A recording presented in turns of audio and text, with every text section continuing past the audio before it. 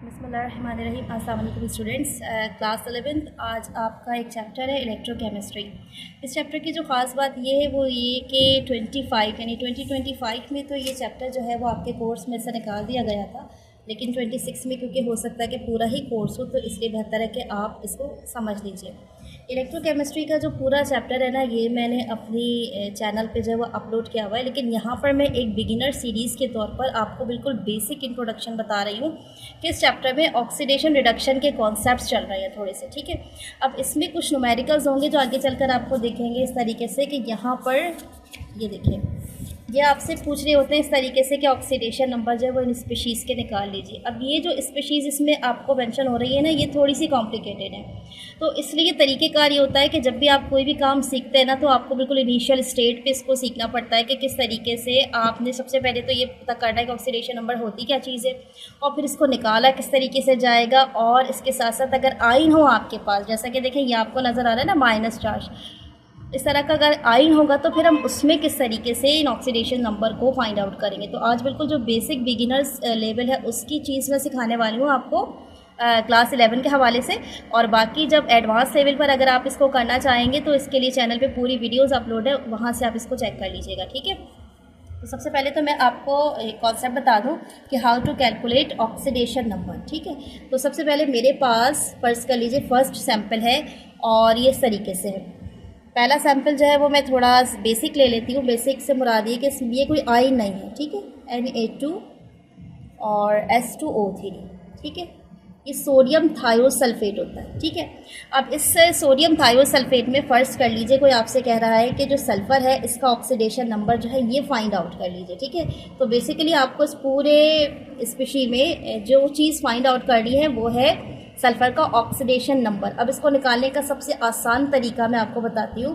Sulphur आपके पास centre में है और कितने हैं 2 हैं। तो सबसे पहले आपने क्या करना है, ऑक्सीजन के लिए और सोडियम के लिए क्या करना है, इनके ऑक्सीडेशन नंबर मालूम कर लेना है। तो आपको पता है कि सबसे पहले अगर आप ऑक्सीजन को लेके चलोगे तो ऑक्सीजन जो है वो आपका 6th ग्रुप से बिलोंग करता है, ठीक है ना। 6th ग्रुप से बिलोंग करता है, इसका मतलब इसके आखिरी शेल में कितने इलेक्ट्रॉन होते हैं, 6 इलेक्ट्रॉन होते हैं। तो इन इलेक्ट्रॉन्स को अगर 2 इलेक्ट्रॉन मज़ीद मिल जाए तो ये अपना ऑक्टेट कंप्लीट कर लेंगे। इसका मतलब ऑक्सीजन के एक एटम के ऊपर जो लेस ऑफ इलेक्ट्रॉन है वो कितने हैं, -2। यानी अगर ये -2 इलेक्ट्रॉन ऑक्सीजन को मिल जाएंगे, क्योंकि ये आखिरी शेल में 6 इलेक्ट्रॉन रखता है, तो एज अ रिज़ल्ट इसका ऑक्टेट यानी 8 इलेक्ट्रॉन का जो सर्किट है वो कंप्लीट हो जाएगा और इसका जो ऑर्बिट है ये कह लीजिए कि फिल हो जाएगा, ठीक है। तो अब आपने करना क्या होता है कि आपने लिखना होता है कि एक ऑक्सीजन जो है इसके ऊपर जो चार्ज हो जाएगा वो कितना हो जाएगा, -2। कैसे निकाला अभी आपको सिखा दिया कि 6 इलेक्ट्रॉन्स होंगे इसके आखिरी शेल में, इसको 2 इलेक्ट्रॉन्स जो है इसकी ज़रूरत है, तो इसी वजह से इसके ऊपर क्या चार्ज है, -2। एक ऑक्सीजन के ऊपर -2 है, यहाँ पर आपके पास कितना ऑक्सीजन मौजूद है, 3। तो अगर आपको 3 को 2 से मल्टीप्लाई करना पड़े तो आंसर आएगा आपके पास -6। बात समझ आ रही है आपको कि एक ऑक्सीजन जो है इसके ऊपर -2 है, तो अगर हमारे पास 3 ऑक्सीजन इधर है तो 3 को हम 2 से मल्टीप्लाई करेंगे, 3 2s are -6। एक ये आपके पास O3 का टोटल आ गया ऑक्सीडेशन स्टेट, ठीक है।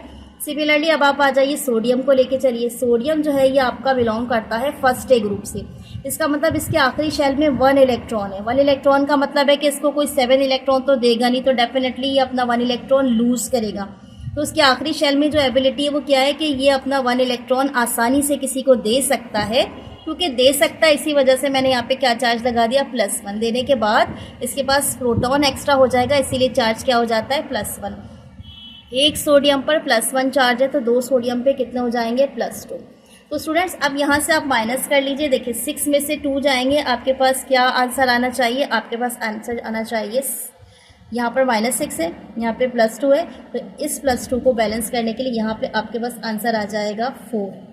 अब ये जो 4 है ज़हन में रखिएगा, माइनस का साइन बड़ा है, प्लस का साइन छोटा है, ठीक है, ये माइनस हो जाएगा। अब जहन में रखिएगा कि क्योंकि आपके पास ये जो 4 आंसर आ रहा है ये 2 सल्फ़र के लिए आ रहा है, तो अगर आपके पास 1 सल्फ़र के लिए आंसर आएगा तो क्या आएगा, इसको डिवाइड कर दीजिएगा 2 से। यानी यहाँ पे 2 सल्फ़र के लिए मेरे पास जो आंसर आ रहा है वो 4 है। तो अगर मैं 1 सल्फ़र के लिए निकालूंगी तो डेफिनेटली इस 4 को मैं डिवाइड कर दूंगी 2 से, मेरे पास आंसर क्या आ जाएगा, 2। इसका मतलब इस स्पीशी में जो सल्फ़र है इसका जो ऑक्सीडेशन नंबर है वो क्या आ रहा है, 2 आ रहा है, ठीक है। तो यहाँ पर आपने क्या करना है, इस तरीके से किसी भी सब्सटेंस जो है इसका ऑक्सीडेशन नंबर फाइंड आउट कर लेना है, आसानी से मिल जाएगा आपको। सही है। अब आ जाए अब आप दूसरी स्पीशी की तरफ। दूसरी स्पीशी जो है वो आपके पास आ जाती है एक अदद आइन। अच्छा स्टूडेंट्स, यहाँ पर एक कॉन्सेप्ट और भी साथ साथ क्लियर कर लीजिए। -6 को बैलेंस करने के लिए +6 ही होगा, तो ये +2 है तो इसका मतलब यहाँ पर भी जो चार्ज आएगा वो प्लस का आएगा। ठीक है, तो यहाँ पे +4 +2 मिलके 6 हो जाएंगे और ये -6 से बैलेंस हो जाएगा। अब आप में से अक्सर बच्चे ये सोचेंगे कि मिस सल्फर के ऊपर तो मोस्टली नेगेटिव होता है क्योंकि वो बिल्कुल ऑक्सीजन की फैमिली से ही बिलोंग करता है। ठीक है, लेकिन एक सिस्टम में एक वक्त में एक ही negative charge strong appearance show करेगा। इस वजह से यहाँ पे ऑक्सीजन जो है इसके ऊपर -6 चार्ज होगा और जो सल्फर है इसके ऊपर इस वक्त टेम्पोररी प्लस चार्ज होगा। ठीक है, इसको इस तरीके से समझ लीजिए कि जैसे आप इस तरह से हाइड्रोजन आयन बनाते हैं ना, ऐसे करके। ठीक है, ये होता क्या है, ये इस तरीके से होता है हाइड्रोजन है। दोनों एक जैसे यहाँ आइडेंटिकल, लेकिन एक वक्त में एक के ऊपर प्लस और दूसरे के ऊपर माइनस चार्ज हो जाता है ताकि दोनों मिलकर क्या बना सके, बॉन्ड बना सके। तो होता क्या है कि जब हमारे पास एक ही फैमिली में से दोनों ही एलिमेंट होते हैं लेकिन एक ज़्यादा स्ट्रॉन्ग होता है तो दूसरा पार्शियल इस वक्त क्या बन जाता है, प्लस के साथ बन जाता है। ठीक है, तो यहाँ पे जो चार्ज आएगा इसके ऊपर ये आपके पास प्लस में आ जाएगा। क्लियर हो गई बात। अच्छा, दूसरी चीज़ आ जाएगी, अब आपके पास एक आयन जिसके लिए अभी मैंने आपको कहा यह है MnO4।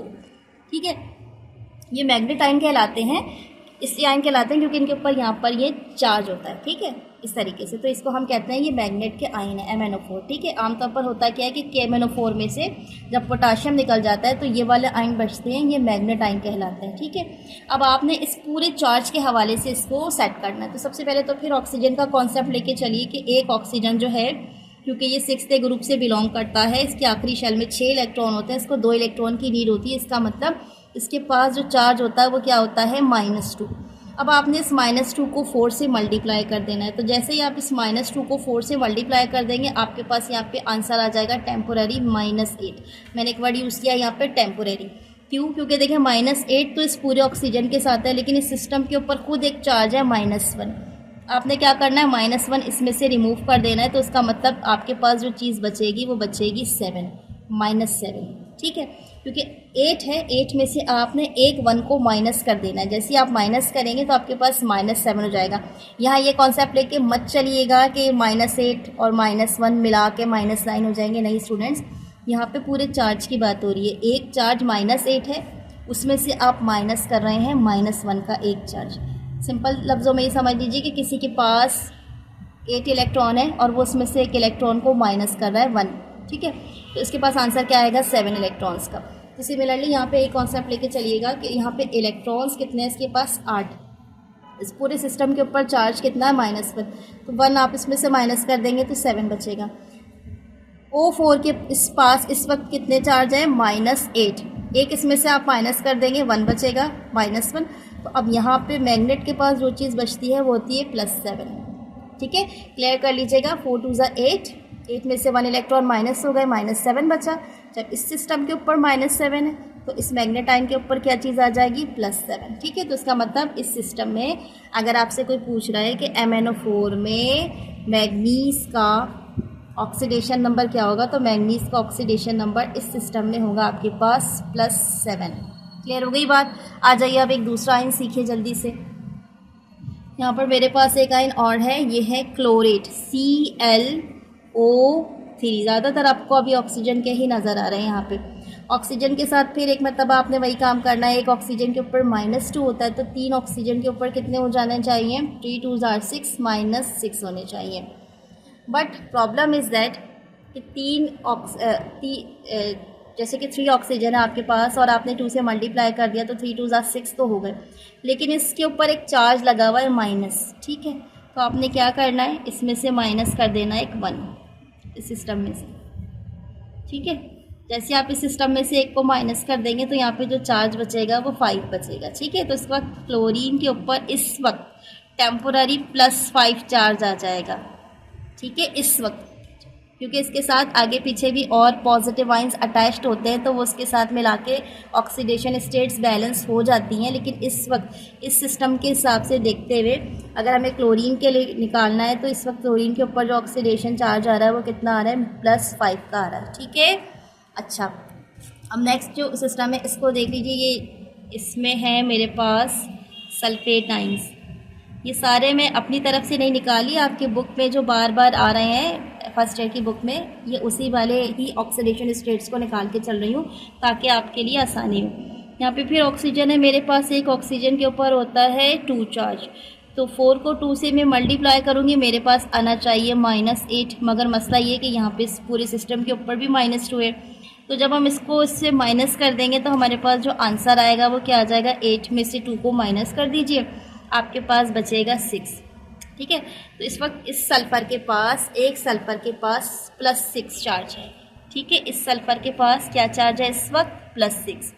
अच्छा, अक्सर बच्चों के जहन में ये वाली बात आएगी कि मिस कहीं तो आपने कहा कि इसके ऊपर 2 चार्ज आ रहा है, कहीं आ रहा है +6 आ रहा है, कहीं पर जो है वो मैग्नीज के ऊपर +7 आ रहा है, हर एक के ऊपर वेरिएबल ऑक्सीडेशन स्टेट है। क्यों? इसकी वजह ये सिस्टम होता है। देखिए ये आयन है, इस आयन के साथ जो चीज़ लगाएंगे ये इस हिसाब से रिएक्ट करेगी। फॉर एग्जांपल फर्स्ट कर लीजिए H2SO4 का था, तो यहाँ से 2 हाइड्रोजन रिमूव हो गए। फर्स्ट कर लीजिए K2SO4 का था या Na2SO4 का था, तो ये इसके साथ जो पॉजिटिव आयन लगा होता है ना, उसकी वजह से इसकी वैलेंसी इफेक्टेड होती है।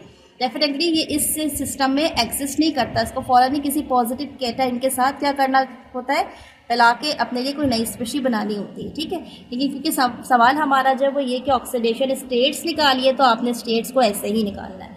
नेक्स्ट आपके पास एक सिस्टम और है, वो है CrO4 का। ठीक है,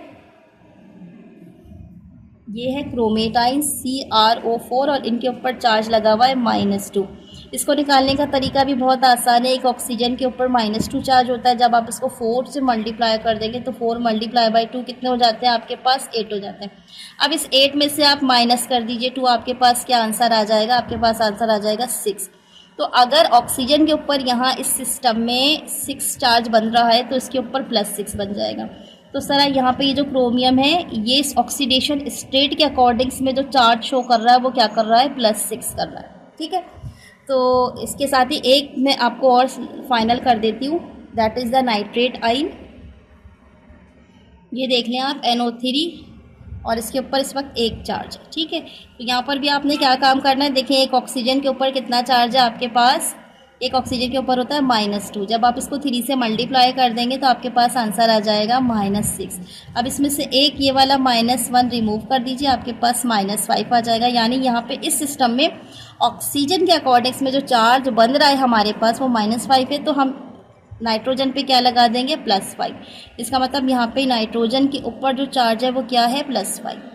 तो ऑक्सीडेशन स्टेट्स निकालने का आसान तरीका होता है कि आपके सिस्टम में जितने भी जो सबसे स्ट्रॉन्ग इलेक्ट्रोनेगेटिव एलिमेंट होता है ना, पहले आपने उसके लिए चार्ज निकालना होता है। ठीक है, फिर आप कैटाइंस के लिए निकालते हैं।